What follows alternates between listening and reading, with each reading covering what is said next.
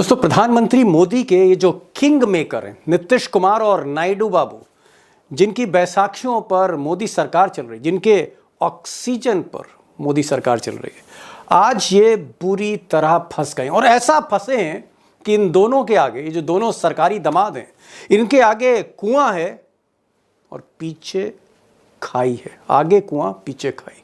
अब नीतीश कुमार और नायडू बाबू की जो नई मुसीबत है, इसका मोदी सरकार पर कितना। प्रधानमंत्री नरेंद्र मोदी जी ने सोचा नहीं था कि अगर वो ऐसा चाल चलेंगे तो कहीं ना कहीं वो अपने ही जाल में फंस जाएंगे और बात उनकी कुर्सी तक आ जाएगी। चंद्रबाबू नायडू और नीतीश कुमार की बैसाखियों के सारे चल रही एनडीए सरकार में इस वक्त दोस्तों घमासान देखने को मिल रहा है। चंद्रबाबू नायडू और नीतीश कुमार ने जिस तरह से मोदी सरकार का सीधे तौर पर समर्थन किया और उनको सत्ता के अंदर ले आए, लेकिन अब चंद्रबाबू नायडू और नीतीश कुमार के ऊपर इतना बड़ा प्रेशर बनाया जा रहा है, या तो आप उसका विरोध करो या फिर मोदी से अपना समर्थन वापस लो और मोदी की सरकार गिरा दो। तो सवाल तो ये बड़ा उठ रहा है दोस्तों, क्या नायडू और नीतीश कुमार एक बड़ा फैसला लेंगे? और आखिर क्यों सड़कों पर इंडिया के सारे मुसलमान उतरे हुए हैं? दिल्ली के जंतर मंतर को पूरी तरह से ब्लॉक कर दिया गया और वहां पर सीधे तौर पर बड़ी चेतावनी नीतीश कुमार चंद्रबाबू नायडू को मुसलमानों ने दे दी, जिसके बाद कहीं ना कहीं भाजपा के खेमे के अंदर भी खलबली मची हुई है। हमारे साथ वरिष्ठ पत्रकार मौजूद है दीपक शर्मा, आप उनकी इस रिपोर्ट को देखिए। नमस्कार, मैं दीपक शर्मा और मेरे यूट्यूब मंच पर आपका स्वागत। दोस्तों, प्रधानमंत्री मोदी के ये जो किंग मेकर हैं नीतीश कुमार और नायडू, चंद्रबाबू नायडू, जिनकी बैसाखियों पर मोदी सरकार चल रही, जिनके ऑक्सीजन पर मोदी सरकार चल रही है, आज ये बुरी तरह फंस गए। और ऐसा फंसे हैं कि इन दोनों के आगे, ये जो दोनों सरकारी दामाद हैं, इनके आगे कुआं है और पीछे खाई है। आगे कुआं, पीछे खाई। अब नीतीश कुमार और नायडू बाबू की जो नई मुसीबत है, इसका मोदी सरकार पर कितना असर पड़ेगा, एनडीए पर कितना इम्पैक्ट जाएगा, ये मैं आपको आगे बताऊंगा कि बहुत इंपॉर्टेंट है। लेकिन पहले ये जान लेते हैं कि आज दोपहर में दिल्ली में ऐसा क्या हो गया कि नीतीश बाबू और नायडू दोनों का ब्लड प्रेशर दोपहर से बढ़ा हुआ है।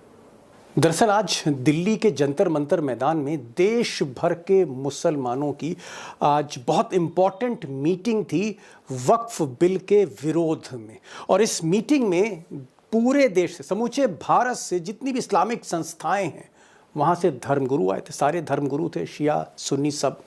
और इसके साथ साथ देश की जितनी भी पार्टियां, चाहे आप कांग्रेस ले लीजिए या तृणमूल ले लीजिए, समाजवादी पार्टी ले लीजिए, लेफ्ट पार्टी ले लीजिए, जो भी इंडिया अलायंस की पार्टीज हैं, सबके नेता वहां पर मौजूद थे। यानी धर्मगुरु भी थे, नेता भी थे इंडिया अलायंस के सारे, और साथ में हजारों की भीड़ थी। और इस भीड़ के बीच में यह तय हुआ, बल्कि लास्ट वार्निंग दी गई, आखिरी चेतावनी नीतीश कुमार को और नायडू बाबू को, साथ में चिराग पासवान को भी। और यह कहा गया लास्ट वार्निंग में कि नीतीश बाबू और नायडू बाबू, अगर आप इस बिल का साथ देते हैं, ये बिल जो इंट्रोड्यूस होने जा रहा है, अगर इसका आप साथ देते हैं, वक्फ बोर्ड बिल, सरकार के साथ जाते हैं, तो याद रखिएगा, वार्निंग दी जा रही है आपको कि मुसलमान आपको कभी माफ नहीं करेगा। यानी मुसलमान फिर वोट नहीं देगा। स्ट्रेट वर्ड, स्ट्रेट मैसेज, सीधा बड़ा मैसेज जो है चंद्रबाबू नायडू को कर रहे हैं। चंद्रबाबू नायडू को, हमारे पासवान साहब को और नीतीश कुमार को, याद रखिए, दुनिया जब तक कायम रहेगी, अगर आप इस वक्त, नाजुक वक्त में इस बिल की तायीद करेंगे तो आपको मुसलमान कभी नहीं माफ करेगा, क्योंकि आपकी तायीद की वजह से ये बिल कानून बनेगा।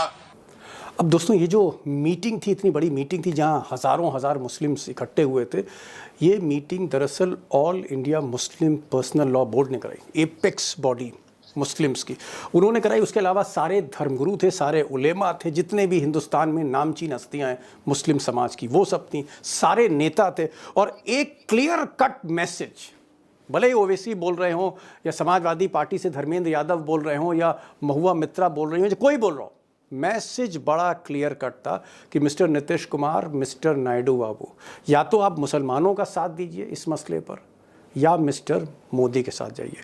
या तो आप अपना वोट बैंक मुसलमान का चुनिए, और या फिर सत्ता के जो सत्ताधीश है मोदी, उनको चुनिए। दो रास्ते हैं जो आप चुनेंगे। और मेरी कई मुस्लिम नेताओं से भी बात हुई, उनका ये कहना था कि साहब जो हमारी समस्या है वो ये है कि एक तरफ नीतीश कुमार टोपी पहन लेते हैं, हमारे साथ इफ्तारी करते हैं, हमारे साथ समाज के साथ जो है तमाम वायदे करते हैं, हम इनको वोट देते हैं, और नायडू बाबू को तो हम दिल खोलकर वोट देते हैं और वो भी हमारे साथ इफ्तारी करते हैं, टोपी पहनते, सब कुछ करते हैं, लेकिन अंदर ही अंदर हमें नुकसान कर रहे हैं। अंदर ही अंदर ये मोदी से मिले हैं और कम से कम इस बिल पर अगर ये मोदी जी के साथ जाते हैं तो फिर इन रिश्तों को हम हमेशा हमेशा के लिए खत्म कर देंगे। सीधे तौर नो पर वोट फॉर चैलेंज है मुसलमानों का, 1-to-1 चैलेंज करा गया। अब दोस्तों अंदर की कहानी कुछ ऐसी है कि जब ये बिल इंट्रोड्यूस किया गया पार्लियामेंट में, उस वक्त नीतीश बाबू हों या नायडू बाबू हों या चिराग पासवान हों या अजीत पवार हों, ये जो अपने को सेकुलर नेता बोलते हैं, जो मुस्लिम वोट लेते हैं, इन्होंने नानुकुर किया मोदी जी से और ऐसा एक इंडिकेशन दिया कि भाई हम इस बिल के साथ नहीं हैं। तो दरअसल मोदी सरकार थोड़ा सरेंडर कर गई और बजाय वोटिंग कराने के, बिल पास कराने की हिम्मत नहीं हुई, उन्होंने उस बिल को संसदीय कमेटी को रेफर कर दिया, एक ज्वाइंट पार्लियामेंट्री कमेटी को रेफर कर जेपीसी दिया कि देखिए भाई क्या बदलाव हो सकता है इसमें, यानी मामला रफा दफा कर दिया उस वक्त। लेकिन हुआ ये कि जब ये पार्लियामेंट्री कमेटी की मीटिंग शुरू हुई, जिसके चेयरमैन जगदम्बिका पाल साहब थे, बीजेपी के एमपी हैं, पहले कांग्रेस में थे, बस्ती से आते हैं, उत्तर प्रदेश से आते हैं, ये भी खूब मुस्लिम वोट लेते हैं और अब मुसलमान इनसे भी बहुत नाराज़ है। अब शायद ये कंस्टिट्यूंसी में मुस्लिम इलाकों में जा भी ना पाए। तो पाल साहब ने क्या किया कि जब पाल साहब ने रिपोर्ट टेबल करी है, जब ये रिपोर्ट टेबल करी, आनन फानन में संसद में रखी, तो विपक्ष की आंखें खुल गईं। ये पता लगा कि साहब यहां तो खेल हो गया है। विपक्ष ने जो भी राय दी, जो भी सजेशंस दिए कि ये बदलिए, ये बदलिए, ये बदलिए, कुछ भी नहीं बदला गया। जो मोदी और शाह ने सोचा था वैसा ही हुआ, वैसे ही हुआ। और उसके बाद आग तब इस तरह से तैयार किया गया जब था। 15 फरवरी 2024 को ये जो साहब हैं किरण रिजिजू, इनका नाम है, मोदी जी के खास हैं, ये माइनॉरिटी अफेयर मिनिस्टर हैं, इन्होंने प्रेस कॉन्फ्रेंस करके कैमरे पर बोला कि भाई नीतीश कुमार और नायडू ने हमारा साथ दिया है, नीतीश एंड नायडू, इवन चिराग पासवान, ये सब हमारे साथ हैं और इन नेताओं का मानना है कि ये जो बिल है वक्फ का, इससे मुसलमानों की भलाई होगी, मुसलमानों का भला होगा। अब ये सुनते ही ना सिर्फ इंडिया अलायंस में आग लगी, मुस्लिम नेता भी बहुत नाराज हुए और यहां तक कि नीतीश और नायडू के खिलाफ नारेबाजी हुई और लोग इस कदर नाराज हुए जो आज भीड़ में भी दिखा, नारेबाजी भी हुई हर तरह की। नफरत की सरकार नहीं चलेगी, जुल्म सितम नहीं चलेगा। इस तरह से जंतर मंतर में दिल्ली के अंदर ये मामला देखने को मिले थे। समझ नहीं आ रहा है कि भाई जाएं तो जाएं कहाँ, आगे खाई है पीछे कुआं है, मैं आपको बता चुका हूं। और मोदी जी इधर भी बैसाखी, इधर भी बैसाखी, एक तरफ नीतीश हैं, एक तरफ नायडू हैं, तो मोदी जी क्या करेंगे? इस बड़ी खबर पर मैं आऊँगा, अंदर की बात आपको बताऊँगा, लेकिन एक छोटी सी स्मॉल रिक्वेस्ट है आपसे दोस्तों कि अगर आपने इस चैनल को सब्सक्राइब नहीं किया तो प्लीज़ सब्सक्राइब करिए, और अगर ये वीडियो अच्छा लग रहा है तो अपनी रिएक्शन सब्सक्राइब जरूर कर लिया करो यार, क्योंकि मोदी मीडिया आपको ऐसी रिपोर्ट नहीं देता है। दिल से लिखिएगा क्या अच्छा लगा, क्या बुरा लगा। और अब मैं असली खबर पर आता हूँ। खबर ये कि अब ये अचानक ये हड़कंप क्यों मच गया है, क्यों आज देश के सारे मुस्लिम नेता, सारे धर्मगुरु, सारे उलेमा, सारी मुस्लिम एपेक्स बॉडी के पदाधिकारी और सारे नेता, कांग्रेस पार्टी के, डीएमके के, टीएमसी के, जितनी भी सेकुलर पार्टी हैं, ये सब इकट्ठा वहाँ क्यों हुए इकट्ठा? दरअसल वो इसलिए हुए क्योंकि मोदी जी ने जो पाल साहब की कमेटी की रिपोर्ट थी, इसको मोदी कैबिनेट ने अप्रूव कर दिया है। अप्रूव करने का मतलब है कि ये बिल, यानी जो एक कानून बनने जा रहा है, इस बिल को फिर से इंट्रोड्यूस किया जा रहा है और आने वाले 2-4 दिन में ये तैयारी है।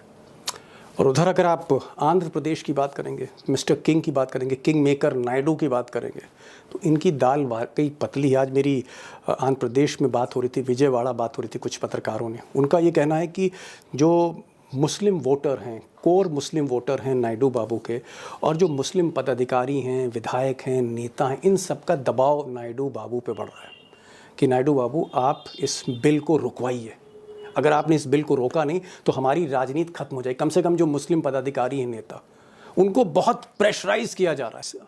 और सिर्फ विधायक ही नहीं, कई ऐसे सांसद हैं टीडीपी के जो मिस्टर नायडू को कम्युनिकेट कर रहे हैं कि प्लीज आप दखल दीजिए, हस्तक्षेप करिए, मोदी जी और मिस्टर शाह को कन्विंस करिए कि भैया ये बिल मत लाओ, रोक दो, भले कैबिनेट ने अप्रूव कर दिया है। तो साहब समझ नहीं आ रहा है नायडू बाबू को कि करें तो क्या करें। मोदी जी से बात करें तो फिर बात बिगड़ भी सकती है, पैसा भी लेना है मोदी जी से, बैसाखी भी दे रखी है। यही हालत इस वक्त नीतीश कुमार की भी है, उन पर भी प्रेशर है और नीतीश कुमार पर ज़्यादा प्रेशर है। ज़्यादा प्रेशर इसलिए है नीतीश कुमार और चिराग पासवान पर, क्योंकि नवंबर में इसी साल वहाँ चुनाव होने हैं और डू और डाई इलेक्शन है। तो नीतीश को भी समझ नहीं आ रहा क्या करें, चिराग पासवान भी कहीं ना कहीं हाथ पर हाथ रखकर बैठे। तो घबराए तो हैं ये तीनों, होगा क्या ऊपर वाला जानता है। इन तीनों के लिए संकट ये है कि एक तरफ मुस्लिम वोट बैंक है जिसके सहारे ये जीतते चले आ रहे हैं और दूसरी तरफ मोदी जी हैं। फिलहाल जो मेरी बातचीत हो रही थी पटना, उनका ये कहना है कि भाई कोशिश ये है, नायडू नीतीश की कोशिश ये है कि भाई अगर रोक नहीं सकते तो डिले ही कर दें, कुछ दिन के लिए डिले कर दें। अब दोस्तों परेशान सिर्फ नायडू और नीतीश ही नहीं है, मिस्टर मोदी भी परेशान है। मिस्टर मोदी भी परेशान वो है। अमित शाह के साथ बैठक कर रहे हैं, लॉ मिनिस्टर के साथ बैठक कर रहे हैं, लीगल ओपिनियंस भी लास्ट मोमेंट पे ले रहे हैं। किरण रिजिजू के साथ भी बैठक है उनकी हो रही है, कुछ उलेमाओं से भी बात कर रहे हैं। किस दिशा में ये मीटिंग जा रही है, मोदी के दिमाग में क्या चल रहा है, ये भी मैं आगे आपको बताऊँगा। लेकिन एक चीज़ जान लेते हैं कि भाई ये वक्फ का असली मसला क्या है। तो मुसलमान क्यों नाराज़ हैं, आप ये ज़रूर जानना चाहेंगे। वक्फ दरअसल अगर मैं सिंपल लैंग्वेज में कहूँ, आसान भाषा में, आम आदमी की भाषा में कहूँ, बहुत टेक्निकल ना जाऊँ, तो वक्फ का मतलब ये है कि जो ज़मीनें दान की जाती हैं, दान पुण्य जैसे होता है, किसी के वालिद का इंतकाल हो गया या किसी कोई प्रॉपर्टी डोनेट कर रहा है, तो ये मुसलमानों का एक तरह का आप ट्रस्ट कह सकते हैं जो चला आ रहा है और ये दीन के काम आता है, पढ़ाई के काम आता है। इससे मदरसे चलते हैं, इससे इंस्टीट्यूशंस चलते हैं, चैरिटेबल ट्रस्ट चलते हैं और इसमें सरकार का कोई दखल नहीं रहता। ये है वक्फ। पूरे देश भर में वक्फ की जो ज़मीन है, प्रॉपर्टी है, आप कह सकते हैं कि भारतीय रेल, इंडियन रेलवेज़ और इंडियन डिफेंस, इंडियन आर्मी के बाद, सेना और रेल के बाद सबसे ज़्यादा ज़मीनें वक्फ के पास हैं। तकरीबन 9.4 लाख एकड़, 9 लाख एकड़ से ज़्यादा लैंड है। सोचिए कितनी कीमत होगी।